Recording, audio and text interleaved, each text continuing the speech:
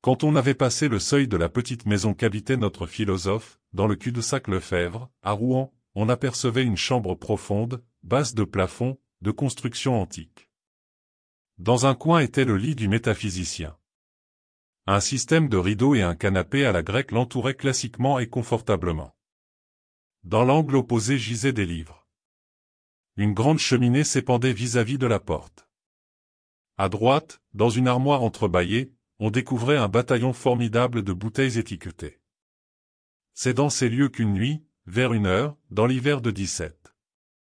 Pierre Bonbon, ayant écouté quelque temps les propos de ses voisins et leurs allusions à ses singularités, les mit tous à la porte, poussa le verrou en tempêtant et se jeta de mauvaise humeur dans son vieux et commode fauteuil de cuir, près d'un feu de fagots flambant. C'était une nuit terrible, comme on n'en voit qu'une ou deux tous les 100 ans. Il neigeait furieusement, et la maison branlait tout entière sous les rafales de la tourmente.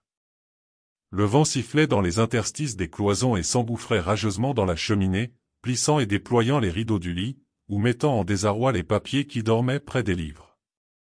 Le métaphysicien n'était nullement d'humeur placide. Il éprouvait cette agitation anxieuse que donne la furie d'une nuit de tempête. Il siffla plus près de lui son gros chien noir et comme il s'assit avec un certain malaise dans le fauteuil, il ne put se retenir de jeter un regard soupçonneux dans les recoins éloignés de la chambre, ceux d'où le flamboiement rouge de la cheminée ne parvenait à chasser complètement les ténèbres. Ayant achevé cet examen, dont il n'aurait pu dire le but exact, il attira, tout près de lui une petite table couverte de livres, de papier, et s'absorba bientôt à retoucher un manuscrit volumineux qui devait paraître le lendemain. Bonbon travaillait depuis quelques minutes quand, je ne suis pas pressé, monsieur Bonbon, murmura tout à coup, du fond de la chambre, une voix humble. Diable, exclame notre héros, sursautant sur son siège, jetant à terre la table à ses côtés et regardant stupéfait tout autour de lui.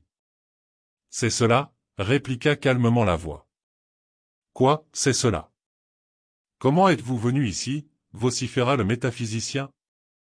Son regard était tombé sur quelque chose de long étendu sur son lit.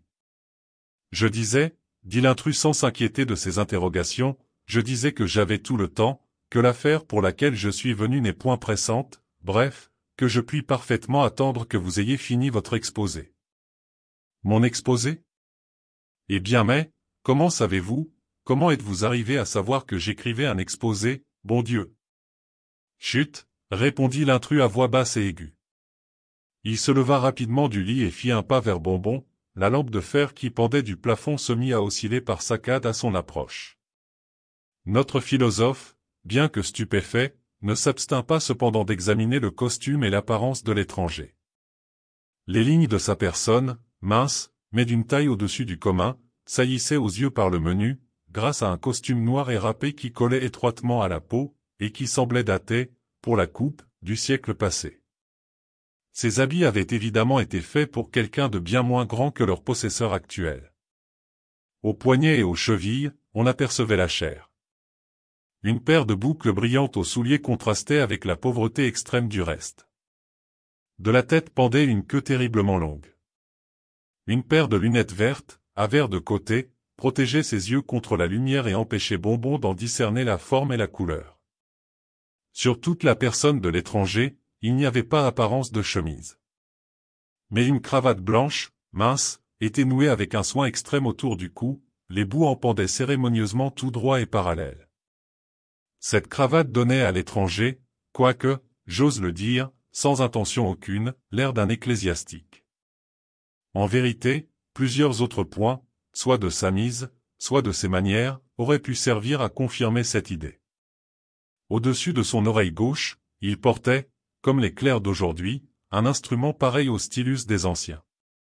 De la poche de son habit, sortait un petit livre noir, garni de fermoirs en acier, et tourné, accidentellement ou non, de façon à montrer les mots rituels catholiques, imprimés en lettres blanches sur son dos. La physionomie de l'intrus était saturnine, d'une pâleur intéressante et même cadavérique. Le front était haut, ravine par les rides de la méditation. Les coins des lèvres s'abaissaient dans une expression d'humilité très soumise. Il eut aussi une façon de joindre les mains, quand il s'avança vers notre philosophe, un soupir et un regard d'une telle onction, qu'on aurait pu se défendre de lui faire bon accueil. Toute trace de colère disparut de la physionomie de Bonbon, et ayant terminé à sa satisfaction l'examen de l'inconnu, il lui serra cordialement la main et le conduisit à un siège. On se tromperait cependant en attribuant le changement à vue qui s'était produit dans les dispositions du philosophe, à quelque cause commune. En vérité, Pierre Bonbon, d'après ce que j'ai pu apprendre sur son compte, était de tous les hommes le moins capable de s'en laisser imposer par une apparence spécieuse. Un observateur aussi exact que lui des hommes et des choses, n'avait pu manquer de découvrir du premier coup la véritable qualité du personnage qui venait réclamer son hospitalité. À ne rien dire de plus, les pieds de son visiteur étaient d'une conformation bizarre, il maintenait légèrement sur sa tête un chapeau d'une hauteur remarquable. À la partie postérieure de ses culottes, on pouvait observer un ballonnement agité, les oscillations subites des pans de son habit à queue étaient un fait palpable. Jugez donc avec quel sentiment de satisfaction, Bonbon se trouvait tout à coup mis en rapport avec un personnage pour lequel il avait le respect le plus indéfini. Mais notre philosophe était trop diplomate pour laisser échapper la moindre marque des soupçons qui l'agitaient. Il n'entrait pas dans ses vues de paraître avoir conscience de l'honneur qui lui était fait ainsi à l'improviste. Il avait l'intention de faire causer son hôte, de lui soustraire quelque importante notion d'éthique, de mettre ce renseignement dans l'ouvrage qu'il allait publier et d'en faire profiter l'humanité tout en s'immortalisant. J'ajoute que le grand âge du visiteur, ses travaux de science morale, pouvaient bien lui avoir procuré la connaissance de quelques vérités neuves. Poussé par ces motifs profonds, le philosophe pria son hôte de s'asseoir, pendant que lui-même s'empressait de jeter quelques fagots sur le feu et de placer sur la table remise sur son pied, quelques bouteilles de champagne. Ayant rapidement achevé ses préparatifs, il tira son fauteuil en face de celui de son visiteur, s'y assit et attendit que l'autre commençât la conversation. Mais les plans les plus habilement ourdis sont souvent déjoués quand il s'agit de les appliquer. Au premier mot de l'intrus, Bonbon tomba de son haut. « Je vois que vous me connaissez, Bonbon, dit l'homme en noir, I. Et le diable, quittant subitement son air de sainteté, ouvrit toute grande, d'oreille à oreille, sa bouche, de façon à montrer une collection de dents ébréchées, semblables à des crocs, et rejetant sa tête en arrière, il rit longuement, ou, méchamment, insolemment. Le chien noir s'accroupissant sur son ventre fit chorus et le chat tigré, filant d'un bond et faisant le gros dos, se mit à miauler dans le coin le plus reculé de la chambre. Le philosophe ne se permit rien de semblable. Il était trop homme du monde pour rire comme le chien ou pour hurler de peur comme son chat. Il éprouvait au surplus quelque stupéfaction à voir les lettres blanches des mots rituels catholiques sur le livre de son hôte, changer tout à coup de couleur comme de forme, et devenir les caractères rouges et flamboyants des mots registres des condamnés. Cette circonstance surprenante donna à sa réponse un tour embarrassé qu'autrement elle n'aurait point pris.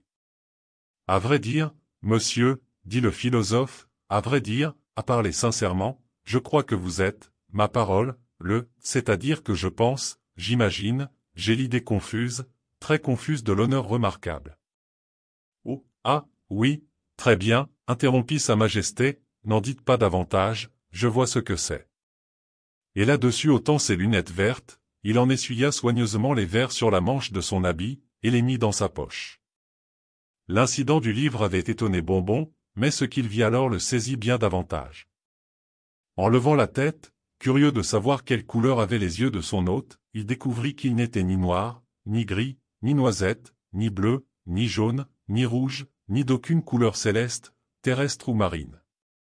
Bref, Bonbon s'aperçut que sa majesté n'avait pas trace d'yeux, ni apparence qu'elle en eût possédé à aucune époque précédente, car à la place où ils auraient dû normalement se trouver, il n'y avait, je suis forcé de le dire, qu'un amas de chair morte. Il n'était pas dans la nature du métaphysicien de garder pour lui son étonnement sur cette anomalie. La réponse que lui fit sa majesté fut à la fois prompte, digne et satisfaisante. « Des yeux, mon cher Bonbon, des yeux, avez-vous dit ?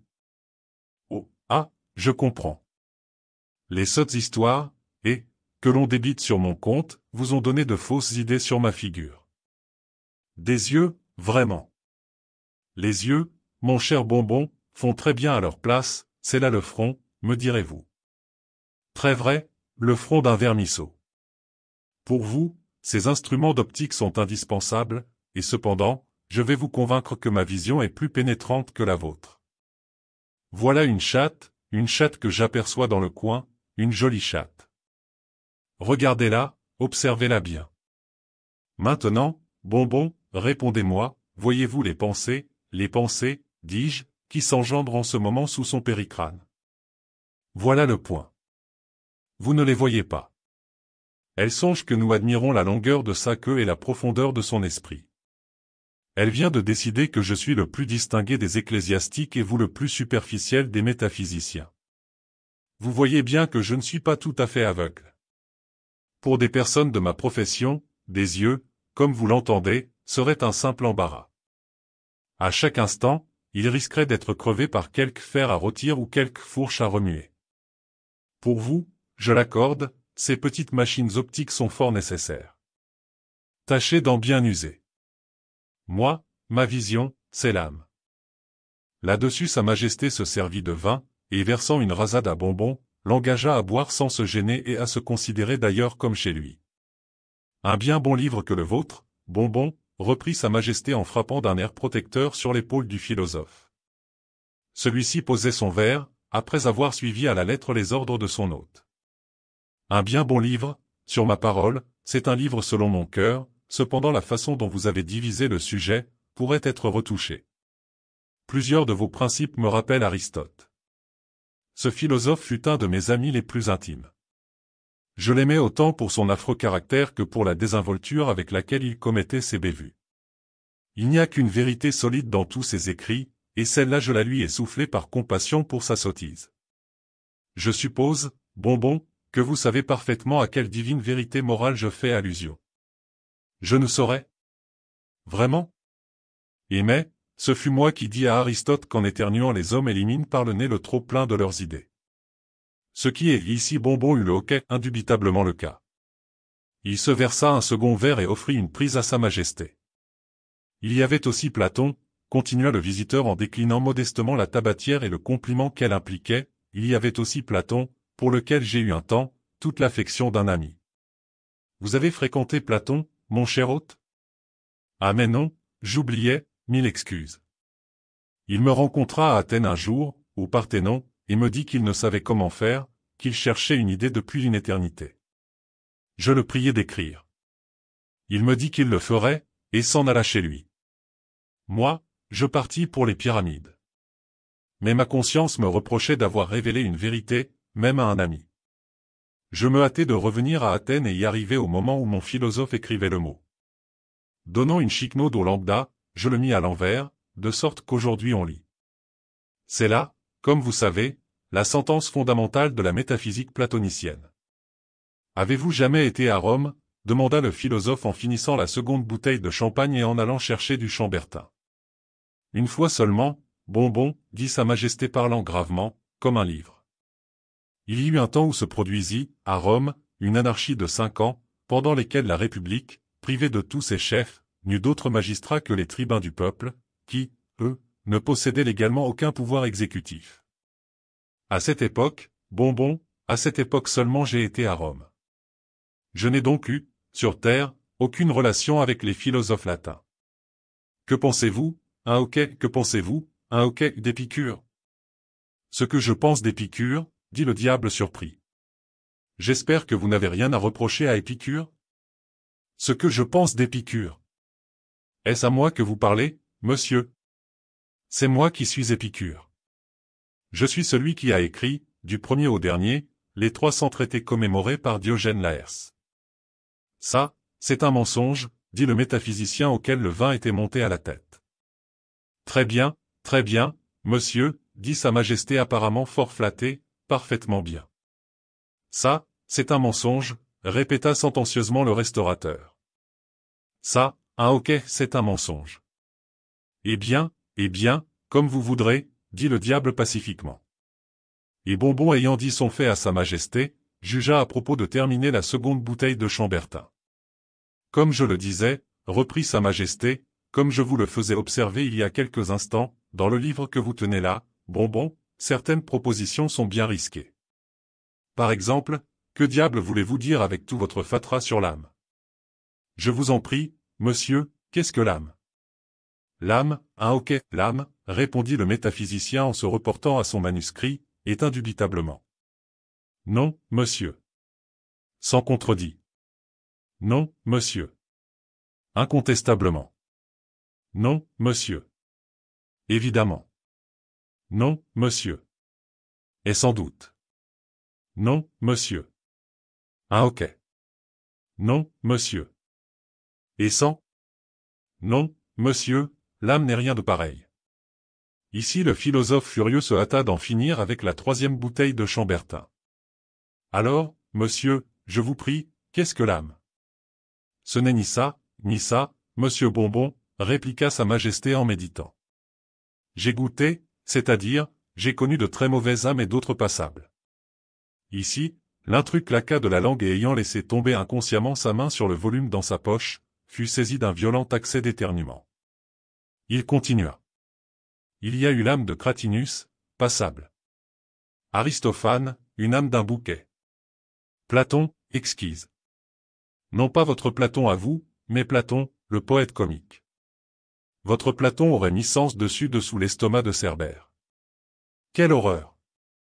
Puis voyons, il y a eu Névius, et Andronicus, et Plaute, et Terence. Puis Lucilius et Catulus, et Naso, et Quintus Flaccus, ce cher petit Quintus, comme je l'appelais, quand il me chanta un sculare pour mon amusement particulier, pendant que, par pure farce, je le mettais rôtir au bout de ma fourchette. Mais ces latins manquaient de mon temps. Un bon grec, bien gras, en vaut une douzaine, et ne se gâte pas, ni en conserve. On ne peut pas en dire autant d'Équirite. Goûtons votre sauterne. Bonbon s'était résigné à ne s'étonner de rien, et s'occupa d'apporter les bouteilles demandées. Il remarqua cependant un bruit curieux qui courait par la chambre, comme le frétillement d'une queue. À cela le philosophe ne fit aucune attention et quoique sa majesté se conduisit d'une façon fort indécente, il se contenta de donner un coup de pied au chien, lui criant de se tenir tranquille. L'intrus poursuivit. Je trouvais qu'Horace avait énormément le goût d'Aristote. Vous savez, j'aime la variété, moi. Quant à Terence, je n'aurais pas pu le distinguer de Ménandre. Naso à mon étonnement n'était qu'un Nicandre frelaté. Virgile me rappela fortement Théocrite, Martial me parut Archiloque, et Tite-Live était positivement Polybe et nul autre. Bonbon eut le hoquet. Sa majesté continua. Mais si j'ai un faible, monsieur Bonbon, si j'ai un faible, c'est pour les philosophes. Cependant, laissez-moi vous dire, qu'il n'est pas donné à tout diable, à tout le monde, de savoir choisir un bon philosophe. Les longs ne valent rien, et les meilleurs, si on ne les écale convenablement, sont enclins à sentir un peu le ranci, à cause de la bile. Si on ne les écale? J'entends de leur carcasse. Que penseriez-vous, un hoquet, d'un médecin? Oh ne m'en parlez pas point.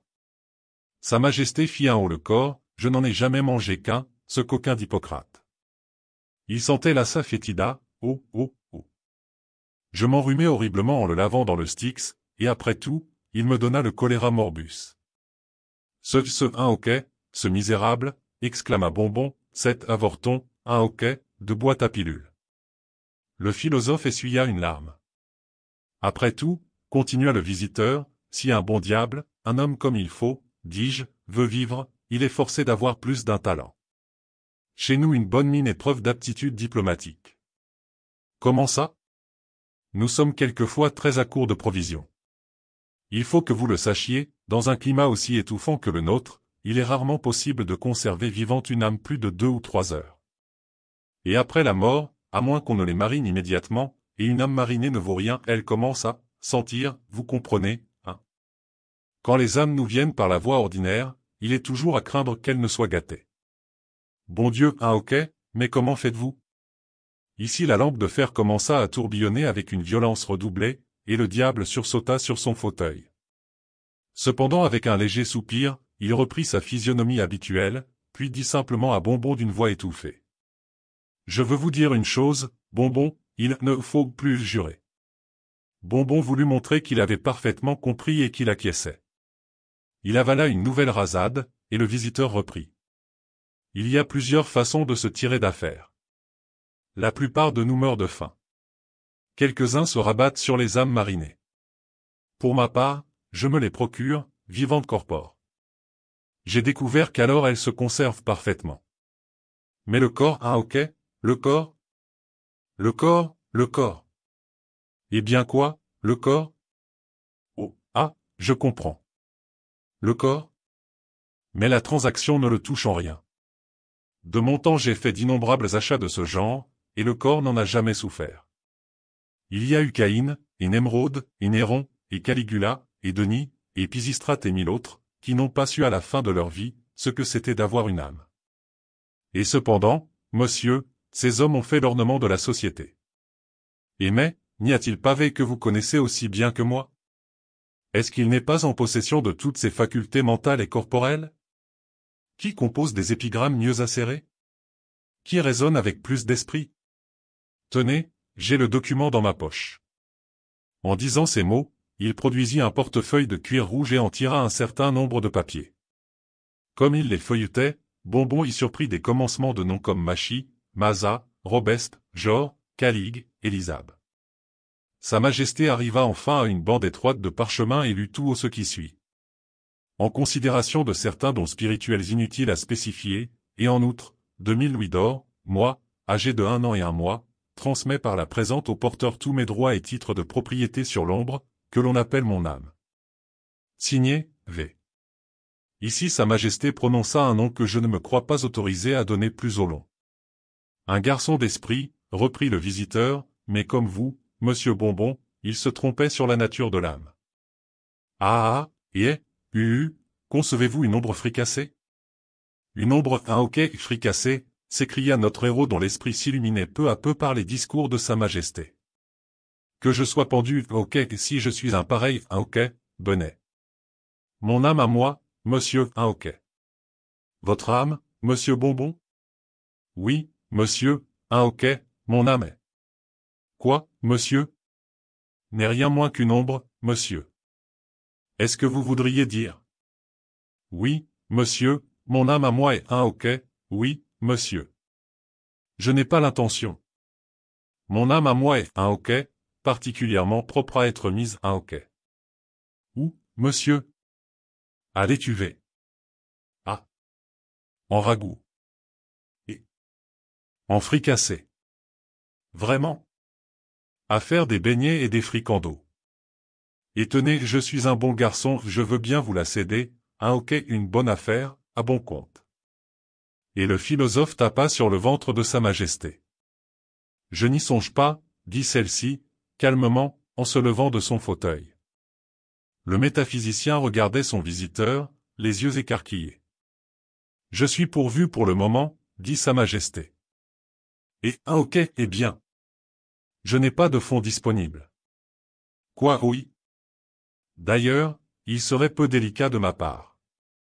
Monsieur? De me prévaloir. Un ok. De l'état dégoûtant et indigne d'un homme comme il faut, où vous vous êtes mis. Ici le visiteur s'inclina et disparut d'une façon peu explicable. Et quand Bonbon tenta de lancer une bouteille à la tête du malin, il atteignit la fine chaîne qui pendait du plafond soutenant la lampe, et lampe et métaphysicien roulèrent tous deux à terre.